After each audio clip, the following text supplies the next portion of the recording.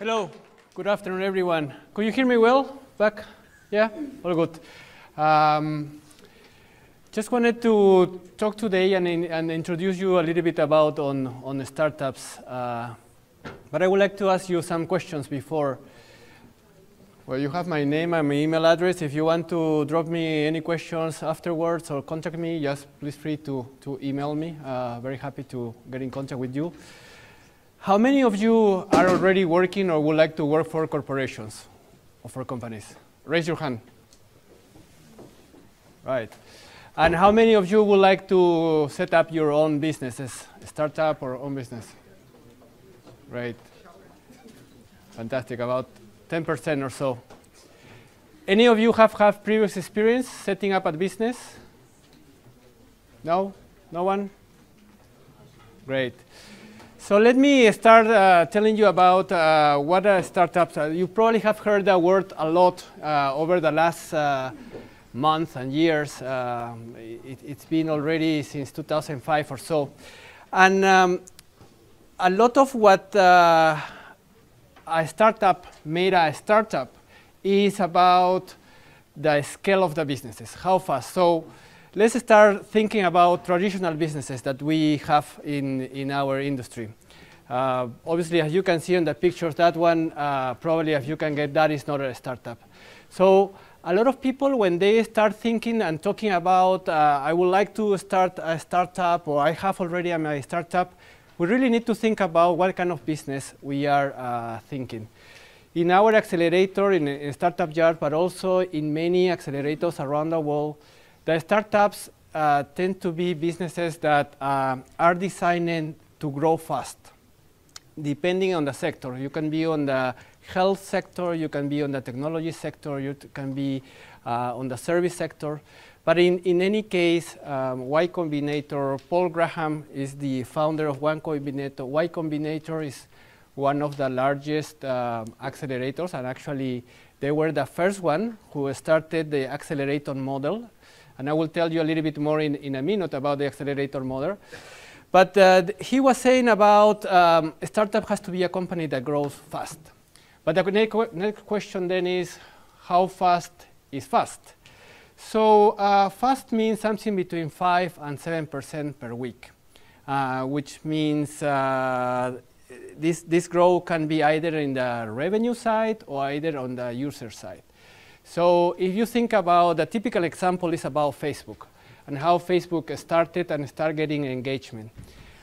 You probably know that Facebook at the very beginning was not really charging or generating revenue. It was more in terms of users' growth, and they were more engaged and started growing more in the user base rather than as a business or revenue.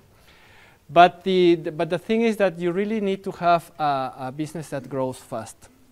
And the second question probably is for how long this business, because obviously you can keep with that pace for a period of time, but after a while the growth will start kind of settling and kind of like being more difficult. So therefore, between 3 to 4 years is when the time in which the businesses should be growing at this pace. If you have any question, please just jump anytime. I think we have around 70 minutes. I'll be probably talking about 60 minutes or so, and then I will leave some time for some questions. Here you have some examples of startups that has been around the world. You can see there in the Czech Republic, Avast is one, and these are not only startups, but also over a period of time, but also companies that have reached the $1 billion sale. Also, you can see here at the bottom, this one here, giraffa.com. That is one of the startups that we have in our accelerator. For those of you that has been, Archexa is the equivalent of Cessnam, but in the Balkan region. They are doing search, and so obviously Google is not present in that area. But at the same time, they are doing e-commerce, starting doing e-commerce over there. So let's talk about a little bit about what it takes to build a startup. there are three things that are very important when you think about settling or creating a startup. And the first one is the team. It's the most important thing. We receive around 170, 180 applications every time that we open a cohort, and we ended up selecting less than 10, sometimes 7, sometimes 8. So, and we do the first thing that we look at the team. And I will tell you a little bit more about the team in terms of the qualities, but creating a new business is a very, very difficult activity, and therefore doing it alone is very difficult. So the best is to partner with someone, your friends, your colleagues, that can help you, and you will really take the initiative in that side. The second thing is understand the market. So whatever you are going to create, you need to have a very clear idea about who is going to take and buy this. And the market, it's very important to understand what is the size, what is the opportunity, because later on when you will start thinking about raising money or creating or scaling your businesses, this component will become a very important part of your preparation. And the last one is the product or the services, but mainly on startups, especially in the area of technology. How many of you are from the technical faculty or studying two, and the rest is for two more over there. And the rest of you are from businesses, from the Faculty of Businesses? Yeah? Right, so it's very good, for instance, in terms of products, that you have something that it's really solving a problem. It's not only understanding that there is a need, but it's also very important that you are solving a problem that you have spotted, that it's something that either other companies are trying to address it, but are doing it inefficiently, or either, which is very unlikely, but if you find something that has never been addressed or no other company has addressed it, then yeah, you can think that you are the first ones there. A lot of the startups like to think about that they are the first ones that has addressed the topic, the problem, and the solution for that problem, and no one else has done it, or no one else is really a competitor. It's very unlikely. And even if that will be the very remote case, you need to think that your clients will start coming or will need to come from another sector, or so you will need to take businesses from someone else that is already providing the solution. So, so these are the three elements that takes to build a startup: team, market opportunity, and product. So let's talk about a little bit of the. I was asking you previously how many of you are from businesses and how many are you from technical, and the reason for that is because if you see here the case of Apple, there are three personalities that normally should be in a startup: the seller, the hustler, and the hacker. These three personalities not necessarily means three people. But in the typical case of Apple, Steve Jobs was embracing two of those personalities, and Steve Wozniak was the hacker, one of them. And this is very important because someone needs to understand the clients. Someone needs to go out and start selling. And typically, the seller needs to be a person that will be okay to being said many times no. No and no, and try it again, and not get down because it's rejected, or because people give you bad feedback, or because an investor decline an opportunity to invest on you, or a big partner or distribution partner says no at the very last minute. So you need to have a lot of resilience, and normally the seller and the hustler is that kind of personality. It's that person that always will kind of like continue bringing, and despite that difficulty and that adversity, this person will try to push the business forward. On the other hand, you have the hacker, who is the person who is going to develop, I want to start creating everything. In software companies, it is very important because that person is the one who is going to start developing the software side of whatever you are developing. So these three are very important. In the case, for instance, on our Accelerator, the majority of our teams are basically hackers. and what happens is that they tend to fail in having the hustler or the seller. So later on, when they graduate and they start kind of hiring and bringing new employees or new team members, then these kind of personalities they start joining the team. But if you want to start thinking and you are embracing the idea to start something, try to think about who in your group, who in your colleagues are these kind of personalities, so you can start working and joining with them. If I'm going too fast, just let me know and I can slow down a little bit. The second point is about the idea, and as I said before, this idea and this problem. So what exactly are we solving, right? You can probably have heard a lot about artificial intelligence, about blockchain and augmented virtual reality. All these technologies are used and they need to solve a problem. So the typical way is to see what is not working, what is inefficient, why is something taking so long, or why a company is not doing.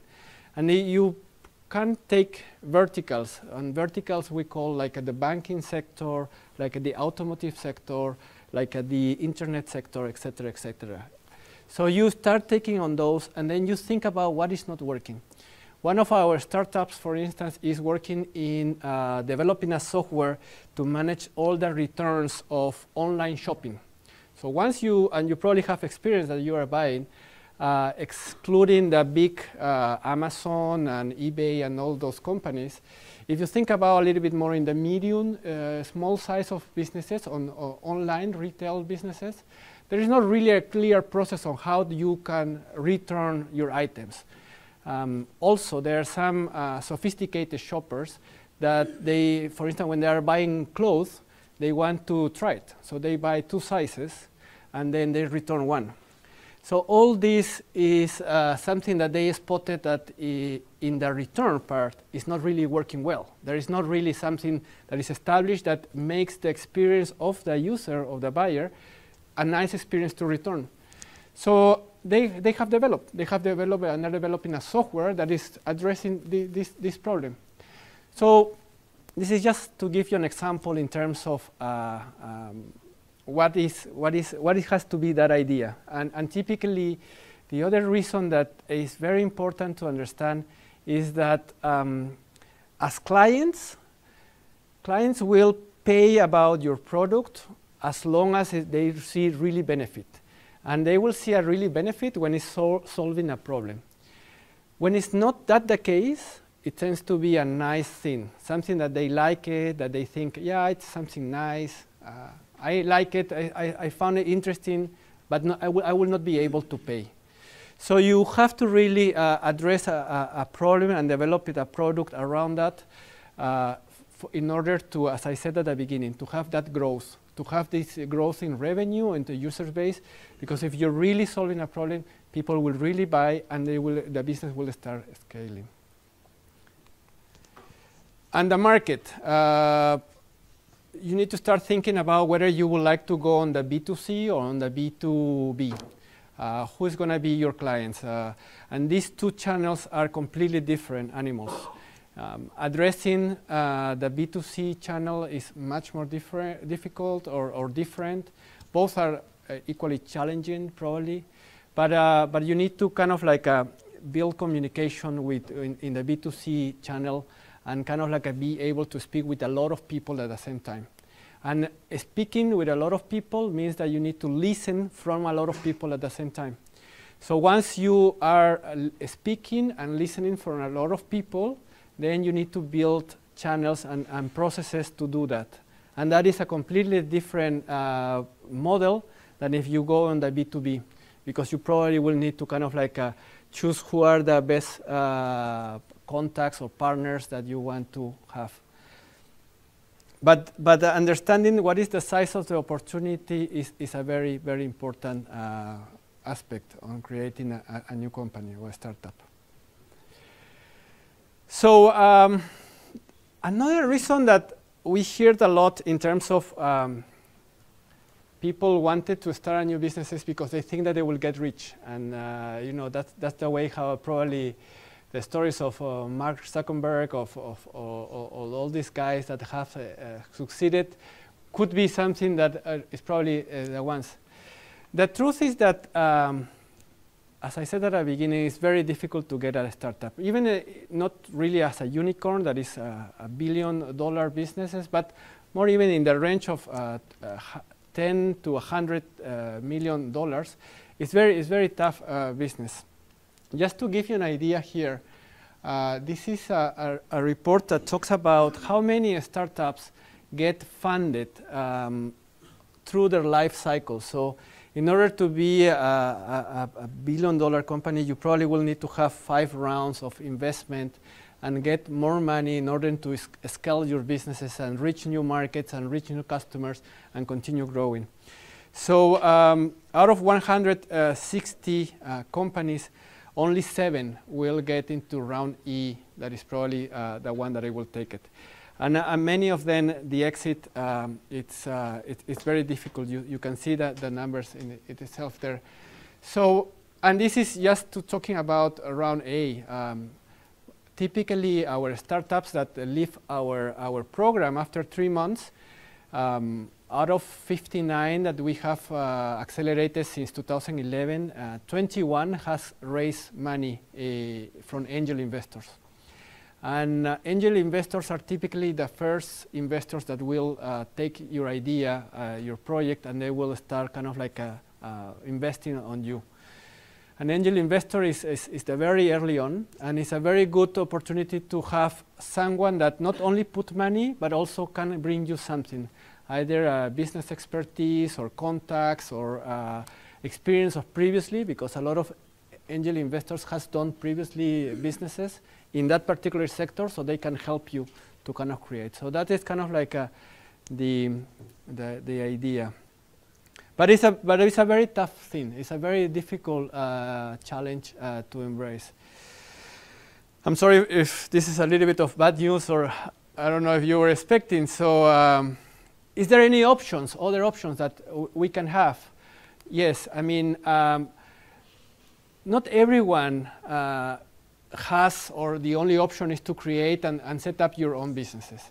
You can also join businesses that are already working on early on. So here you have a broad example of Justin, who joined both Google and Facebook. And in Facebook, he was around employee 250. And he was the one who created the like button that probably many of you are using on Facebook, or the ones who use Facebook. And he was employee around 1900 of Google.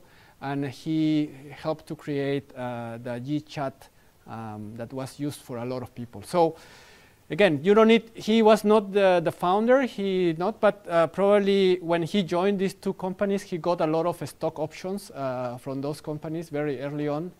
And probably today he's quite well in terms of financials and have plenty of money, and probably now he's even pursuing other endeavors. But you don't need to start it out from scratch. Brett Taylor is another example.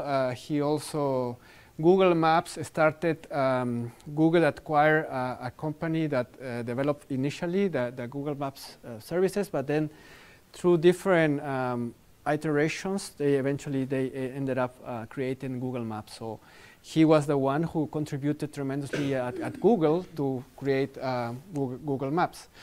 So again, here you can see there are many other companies, and if you don't have that kind of like energy and drive that you think that it will take to launch something from yourself from scratch, then you can also join another teams that are already working, and being one of those early employees, where your contribution, it will be a very, very important.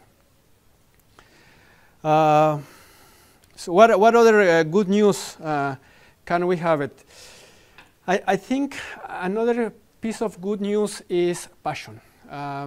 Once you start something by your own, one of the main drivers is passion. You really have to do this not thinking about the money, not thinking about the prestige or the glamour or anything like that you could get. I think those are subsequent things and should not be the main thing. The main thing should be your passion and your attitude. How you intend to develop this from the very beginning. It's as I said before, it takes a lot of time, and it's very, very demanding to create these things. Now let me talk a little bit about StartupYard. StartupYard is an accelerator. Any of you knows what is the difference between incubator and accelerator? Any guess? What could the difference be? Yes? No? Anyone? Like launchpad. What do you mean? So like supporting the new startups, like venture capital, something like that. Okay. And which one? The accelerator or the incubator? The accelerator. And the incubator? Okay. Any other? No? Basically, the difference is an accelerator invests money in the startup. The incubator doesn't. It doesn't. The accelerator is a 3-month program. The incubator, no, it doesn't have a time horizon. You can be in an incubator for 6 months, 1 year. It's basically until either your project has take off and then you move outside because you would like to set up your own businesses and or offices, and then you move out. Or on the other hand, you run out of money, and then you cannot continue there, and then you close, and then you walk away. But the accelerator model, and StartupYard is one accelerator. The main benefit that accelerators have around the world is not really the money that they invest on you, but it's more the context, the opportunity that they give you to open it to the market and to reach a huge amount of potential customers, clients, mentors that will help you to understand what is your business idea and how to refine it and to make it successful. And I will use the example of a StartupYard, but I will say that if you're thinking to create and set up a business, a startup, think about acceleration model. Look not only on StartupYard, but also all the accelerators that are in Europe or in the US. Because if you really have a strong idea, they will help you and they will bring you. We have today, out of 7 startups that we have in Prague, only 2 are from Czech Republic. The other 5 are from outside, and 1 even has come from the US, other from the UK, Poland, Slovakia, and so on. But we always have from different places. So they will help you move along. And what you should be looking is what is the expertise that they have in that industry where you want to go. So if you are looking to set up something on the health sector, you should be looking for an accelerator in the health industry. If you're thinking to launch something in the banking sector, you should be looking for accelerators that are very strong in the banking sector. If you're looking for something on the music industry, you should be looking for accelerators that have very strong presence in the music industry. And when I said very strong, it means that they have a lot of mentors, they have a lot of contacts, companies that they can help in that particular sector. So knock the door of those accelerators, present to them, pitch to them your idea, and try to get invited, because they will invest on you, and that will be the easiest way to accelerate. It's accelerator because in 3 months, you will have a lot of opportunities to grow your businesses, okay? In our case, we've been since 2011, and as I said before, we have accelerated 59 companies. You can see here the red dots are the countries from where we have taken startups in the last year. So it's many places, really, and I think accelerators is really a good option. So don't hesitate. There are some websites you can Google about the list of accelerators around Europe or around the US, and you can start going through them and see what is the important. we help basically entrepreneurs to turn their vision into reality. So as I said before, there is a 3 months, very busy and intense 3 months, because they need to do a lot of things simultaneously. And we take companies from very, very early stage. And this is another thing that you need to think about it, is what is your stage in your business? We have had cases in which just a couple of friends that they have the idea, but they have not even incorporated a company. They have nothing. They just built a technology. I'll give you an idea, artificial intelligence technology, but they didn't know what to do with that. They didn't know where to use it, who can be buying, and how can help. So they came to us, and we helped them to incorporate the businesses and find what is the industry in where they can work. And they end up working into banking, for instance, one of them. I will give you in a minute a little bit more of detail. But it's very busy because you need to redefine your business model. You need to contact with a lot of people. You need to start kind of doing a little bit of early sales and creating business plan and so on. The mentors, the program is divided in 3 parts. The first part is mentorship. And during the mentorship, what you basically have is, think about business meetings that you will have. Mentors are experienced people that either are holding top positions in corporations or industries, or they have been entrepreneurs, or they are investors. So they work in venture capital firms. So all of them, they come and they have this 1-hour meeting with you in which you can present to them your idea and they can give you feedback, or they can get you in contact with someone.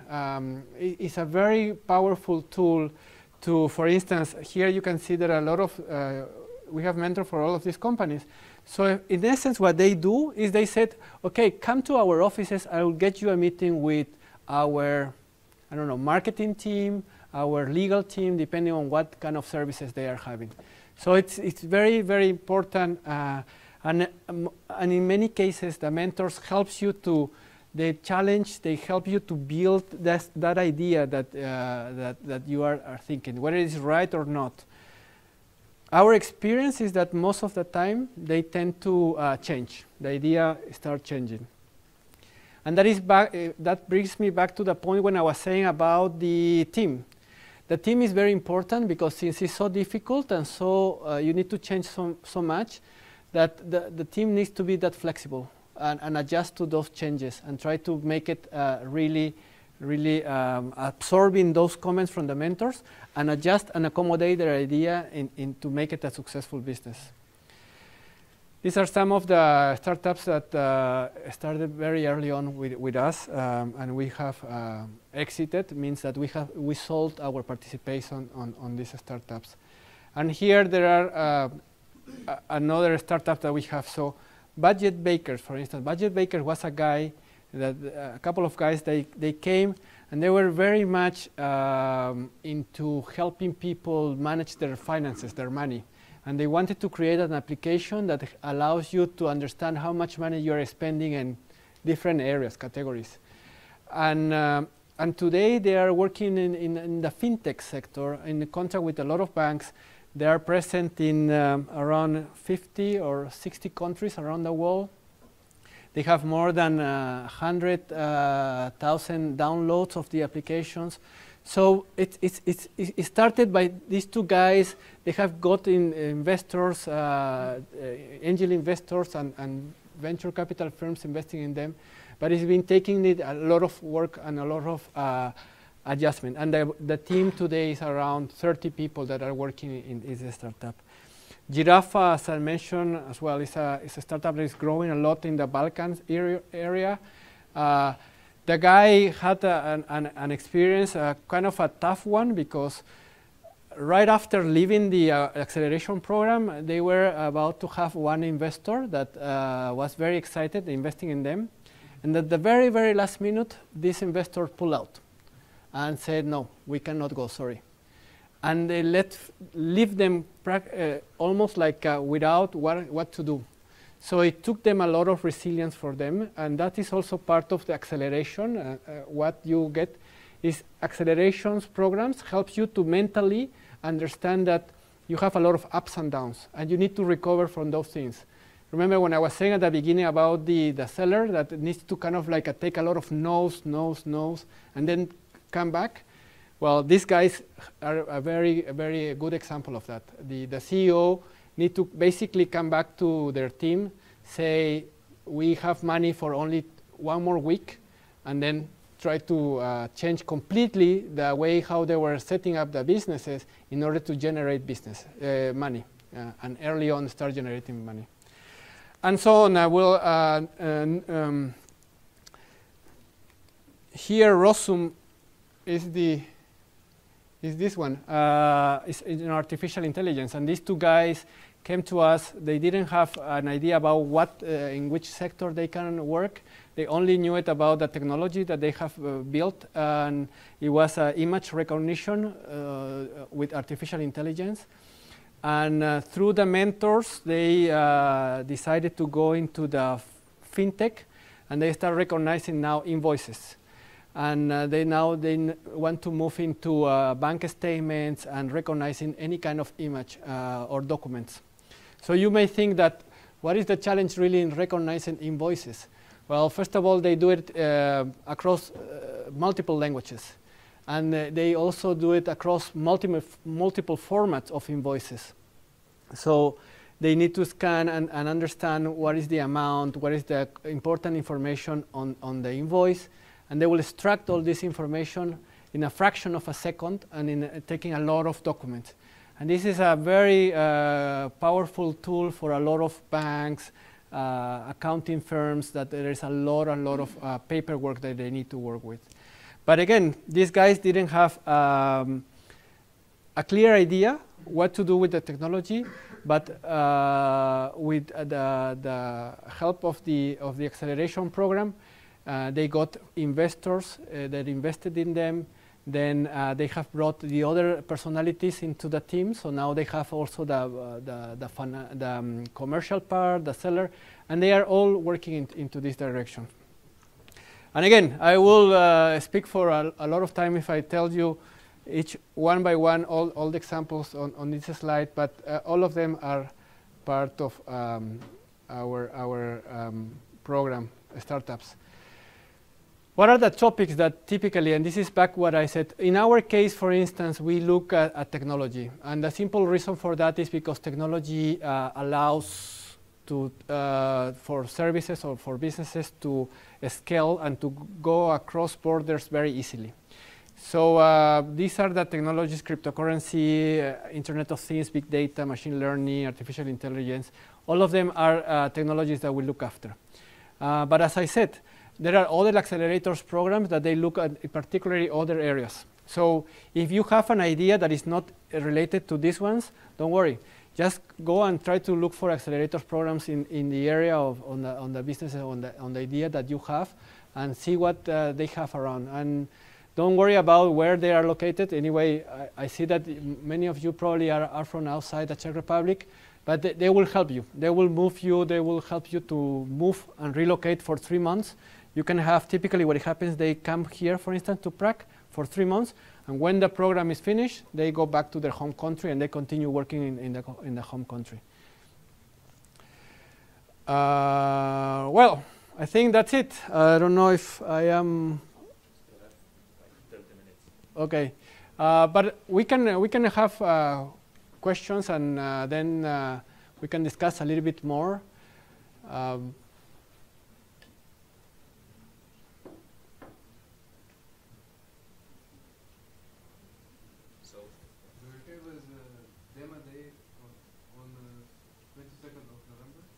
Yes.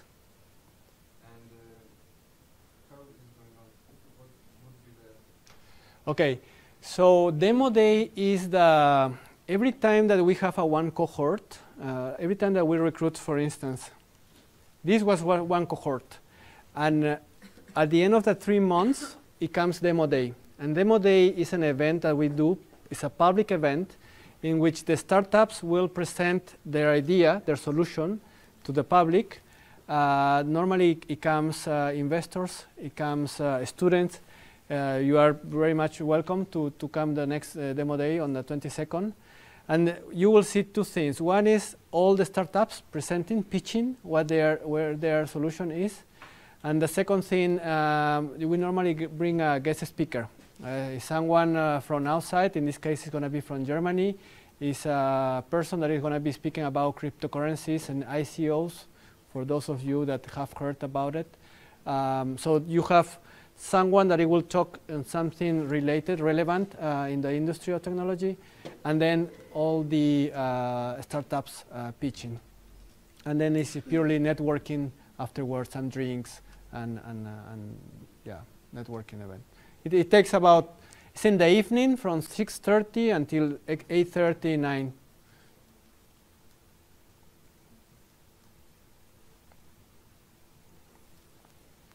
Any other question? Maybe I will ask which kind of companies you have now in your current batch companies? We have two companies in virtual reality. We have two companies in artificial intelligence. We have one company that is looking into the real estate sector. And we have, what are the other two? We have one in security, in terms of security in Internet of Things at home. And the last one is in the area of banking, fintech. So we have seven startups. Seven startups, yeah. But to tell you a little bit more, in order to invest in 7 startups, we receive 160 applications from all over around the world. We received from China, Singapore, Israel, to Argentina, Brazil, Canada, US, Europe, UK, Germany, Poland, Slovakia, Romania, many countries that we received it. And we basically have a kind of a 5-stage process in which we start kind of like a shortlisting the ones that we think are the best ones. And the last 2 stages are here in Prague. So basically we invite them to come to Prague, and they present to the investors. And then after that, we send them an invitation to join the program, and then they come to take part here in the program. On what basis do you select the companies for? Like, you choose, you have some specific requirements, or you have some criteria specified that they should be fitting that criteria?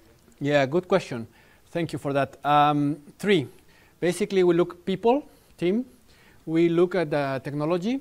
What is it? As I said, this time we have 2 in virtual reality, 2 in artificial intelligence, so on. So we look people, technology, and scalability. How much this technology or these services can scale. So typically, we will not take startups or ideas that will be only for one market. Where is the Czech Republic or where is their home country? It won't be really an option for us. We like to invest in ideas that can spread and travel across countries, different countries. And what basis what do you look in the teams like? What if someone just has some idea and who wants to implement it? Yeah. What we look into so the question is what do we look into the team? Basically, it's a very challenging thing for us to do, because basically we have kind of 2 meetings. One is via Skype and the second one is live. So it's not much of a time. The second one probably a little bit more because they are physically here and we are one day all together. But basically what we like is to look for people that really like to listen. So when we have founders that are not willing to listen to what the feedback of other people is saying, is something that we will probably consider for not taking them into account. We prefer to work with teams, and as I said, because it's so difficult and it may take so many twists and change the idea, we will prefer to work with teams that are more that they have the personality and they believe and they are strong in their idea, but at the same time they are open to listen and to understand if there is something that needs to be adjusted, they will do it as well. Another question? Anyone else? Something was all clear or nothing, or was not clear at all? Actually, I missed a little bit from your presentation, sorry. Are you making this program for 3 months for investing, or are you teaching?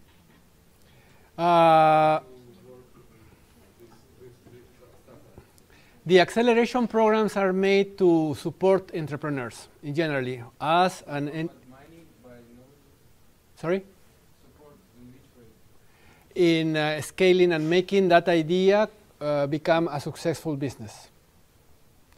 So all accelerators programs, you should see them as a support that whatever idea you have about business, they will help you to make it successful businesses.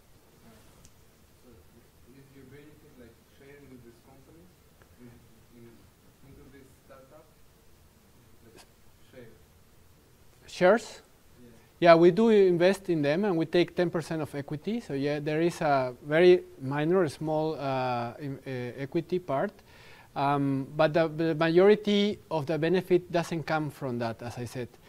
The majority of the benefit will come, because they will open you into mentors, into potential buyers of your idea, into knowledge in the industry where you are.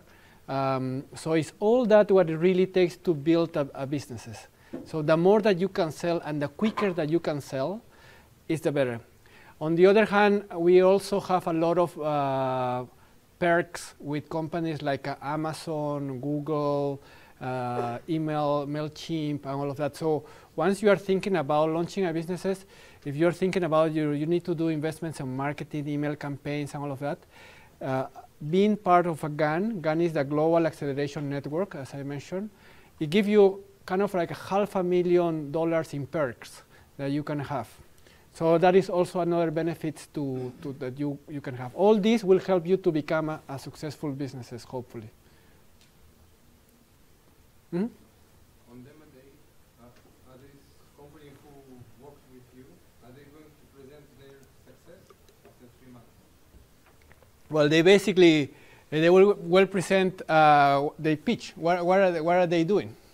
What are they intending to do? And also they will, because there are investors in that session, so they normally, we do this event for them to tell the investors how much they would like to raise, how much money they want to raise. After program. Yeah, exactly. And we will help them to prepare. So the acceleration program has three stages. The first one, as I said, is the mentors. The second one is workshops, and workshops is a lot in terms of marketing, business plans, validation of ideas. You need to validate your idea, whatever that idea is. You need to go onto the market and validate it. You need to understand a lot about intellectual property, data protection. So all those aspects we are gonna have workshops. They have around 4 weeks. We have every day they have workshops. Very similar to what you have in the universities. Every day you have lessons, so they have every day workshops on different topics. And the last part is to help them to build the business plan. So they need to have a 3 years business plan that they can present to investors and raise money based on those. So they need to have a clear assumptions. They need to have a clear. Most of them, even they start selling. So some are assumptions, but some of them are already real numbers, right? I don't know if I said it, but we take very early on, as I mentioned the case of Rossum, that it was just 2 friends, that they didn't have anything, they not even incorporated. But we have other examples that companies that are being already for 1 year, 1 year and a half selling, and they have already a product and they have been selling. So actually what they show is that even that they have increased the sales, they have reached new clients, new markets, and they can present that. So all that we do in the last 3 weeks.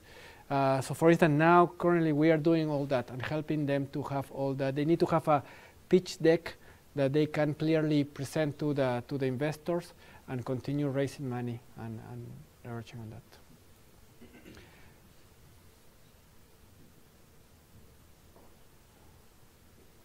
I would ask for more. As you mentioned that you invest in startups, so what does it mean technically? If you can give some example how the accelerator is investing, what is the stake? So basically, when the startup will join our program, we're going to have a contract in which we are going to have some terms of our investment that we will provide to them. Those terms are basically laying the equity part that we are taking and also the installments. So when do we give the money to them? It's typically at the beginning or halfway or at the end, depending on the startup. And those are the terms, basically. So to be honest, also another thing is we don't take too much, only 10%, and in some cases even 5% if they don't take the investment, the money that we give, because we want to let them have room for other investors. So if the angel investors comes later and all of that, they need to kind of have this opportunity. Sometimes there are investors out there that they want to take, in exchange of whatever they are investing, they want to take 40%, 50% of your company.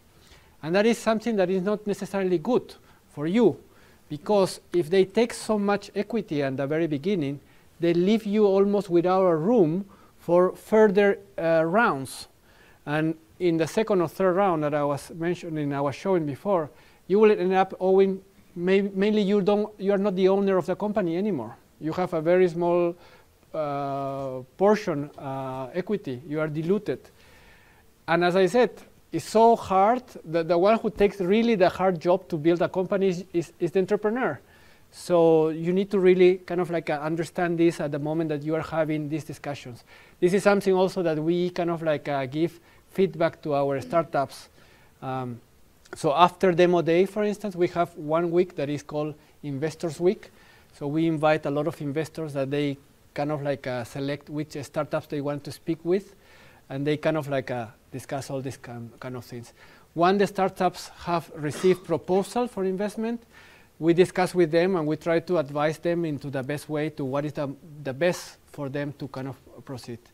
But we as an accelerator, and it's typically globally, if you take, it ranges something between 6-7% to 10% what you will give in equity in exchange of taking part on that acceleration.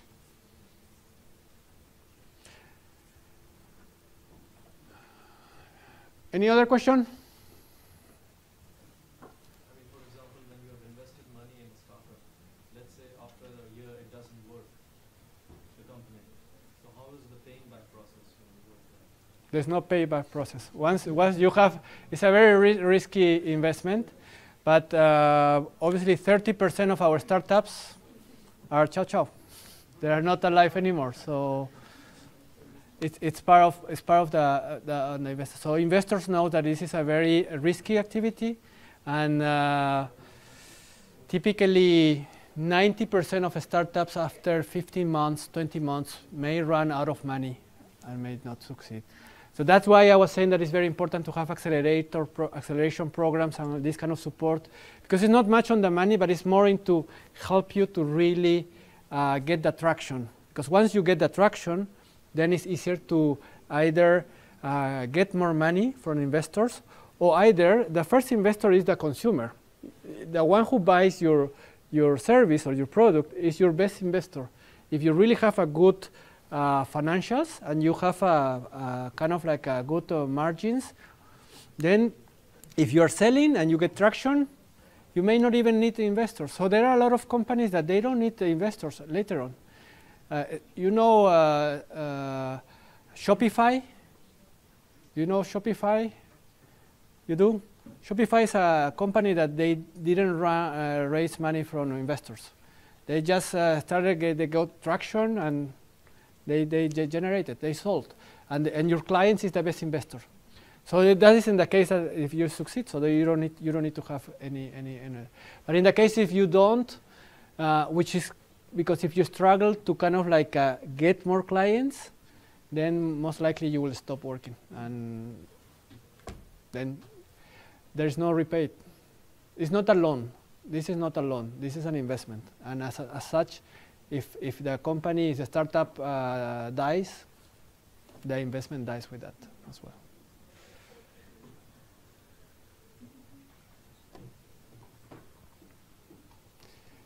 Any other question? Again? When you said about cryptology and AI and IoT, how do you do the scaling of it in terms of market or in terms of capital or potential markets? How do you scale it? And you said scaling the idea. So, Is it not very difficult? yeah, that's why it's very important. You also remember that I talk about the problem. What is the problem that you are solving? And that is the answer for the scaling. Because when you have a very clear idea about what problem you are solving, then you can see which other markets, where else is this problem. With some differences, but at the end of the day, the problem may tend to be the same. I said the case of Rossum, for instance, that it is about invoicing. So there is a huge number of paper documents, printed documents around the world that is generated just for the fact that the business are generating printed documents, invoices. And in order to facilitate the process of auditing, for instance, you know that the audit process is basically on statistics. They take samples. If they have 10,000 documents, they will take samples. And based on the statistics, they will say whether it is or not, like the whole pile of documents, if they are complying or not complying with something. If you have artificial intelligence that can go very fast and work Saturdays, Sundays, evening days, and all of that, you can put all the documents there. And then you can have 100% compliance and knowing how many of those documents has been compliant and how many has not been compliant. So you will not need to use statistics. So that's the uses of technology. You will use artificial intelligence to recognize documents, and therefore you talk to audit companies, then you can have a market. And if you do that in the Czech Republic, you can do that in the UK, you can do it in the Netherlands, you can do it in India, you can do it in China, because normally also these technologies are not stopped by language. So they can recognize different languages as well. There we have another that is called Satismeter as well. They take, for instance, a lot of big data. So what is trends in the market on social media when there are a lot of buzz in certain topic. So for instance, they work with telco companies, T-Mobile or O2, and they like to use this technology to understand what are teenagers or a specific group segment of their clients, what are they talking about. And sometimes they can discover that they are complaining about the contract or about the tariff or about the service, the quality. And they can react based on that. And since it's so much data that it comes over social media, they use that technology to kind of like understand and cover a lot of big data, amount of data, and put it in a small way that is very understandable.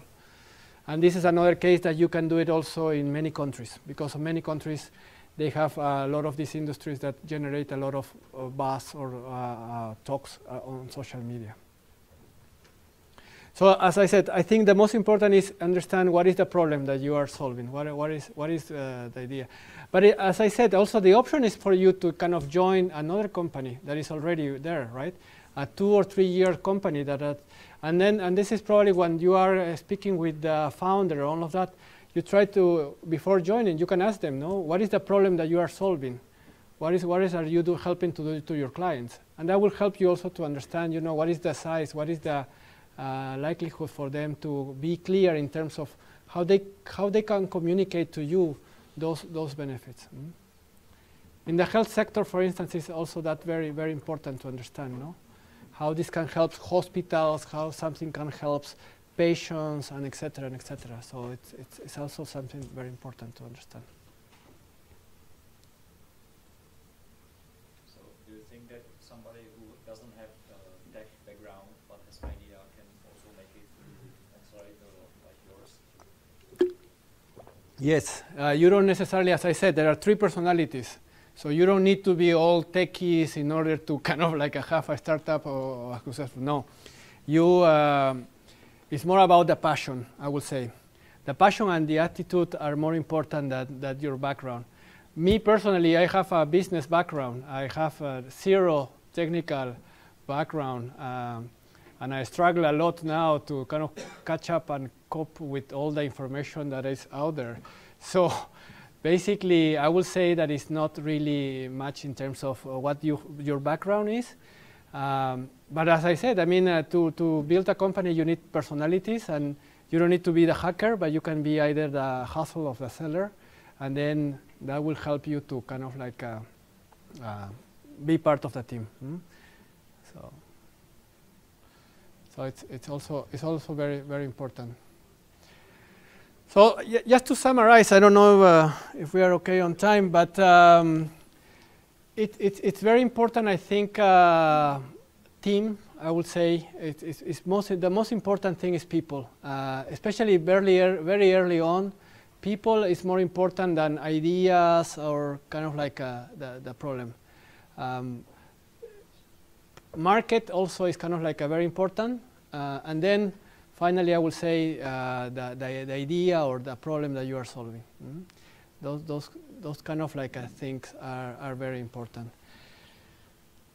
And then try to find the contacts, the best contacts that you can have. The more that you can share this with your friends, with your family. Also, ask them what they think about your idea, and try to think. Once we were in another presenting in different forums, and we were saying that, you know, to launch a company or an idea, you should tell yourself like it's not a good idea, and it's not a good idea, and it's not a good idea. And you have done that for months, and then you still kind of think that no, you have not had all the arguments to really convince yourself that it's a bad idea. Then probably you can start thinking that it's a good idea, and that it may work. But try to speak with your friends, with your family, and ask them, do you think this is a good idea, and why is a good idea? No, because a lot of people think we always personally, me as well, I have a good idea, a great idea, but the market sometimes show you otherwise. So it's good to share with a lot of people.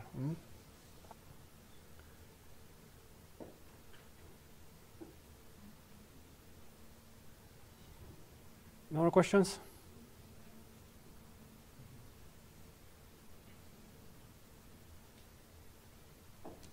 Great. So as I said at the beginning, you have my email address. You can contact me if you have any question. If you want to know more about the Accelerator programs. Yeah, you want to go back to?